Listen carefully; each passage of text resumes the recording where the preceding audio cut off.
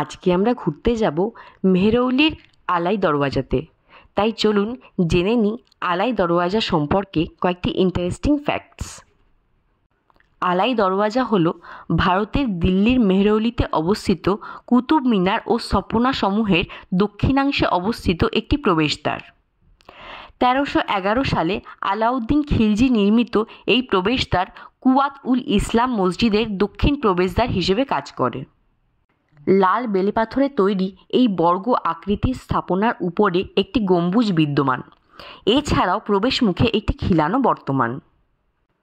বিশ্ব ঐতিহ্যের অন্তর্গত এই স্থাপনাটি ইন্দো ইসলামিক স্থাপত্যের গুরুত্বপূর্ণ অবদান, কারণ ইসলামিক স্থাপত্য রীতি ও অলঙ্করণ দ্বারা নির্মিত এটি প্রথম ভারতীয় স্থাপনা।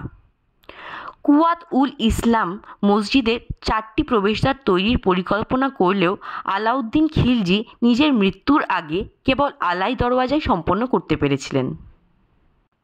1993 সালে আলাই দরওয়াজা সহ কুতুব মিনার ও স্থাপনা সমূহের অন্যান্য স্থাপনা বিশ্ব ঐতিহ্যের স্বীকৃতি পায়। এর মূল বৈশিষ্ট্যগুলি হল এটি খিলানসহ লাল বেলে পাথর দিয়ে তৈরি এবং সাদা মার্বেলের সহ। ইসলামী নির্মাণ ও অলঙ্করণ পদ্ধতিতে নির্মিত ভারতের প্রথম স্মৃতিস্তম্ভ এটি। ভারতে এখানে প্রথমবারের মতো একটি সত্যিকারের গম্বুজ ব্যবহার করা হয়েছিল। প্রতিসাম্য ও সূক্ষ্মভাবে খোদাই করা পৃষ্ঠতল উল্লেখযোগ্যভাবে বৈশিষ্ট্য।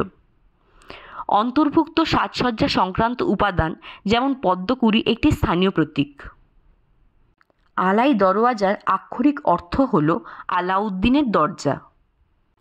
মেহরৌলি আলাই দরওয়াজা ইসলাম তথা ভারতীয় ইতিহাসের উল্লেখযোগ্য উপাদান, বা বলা যায় ভারতের উপর বয়ে যাওয়া ইতিহাসের চিহ্নস্বরূপ এই আলাই দরওয়াজা।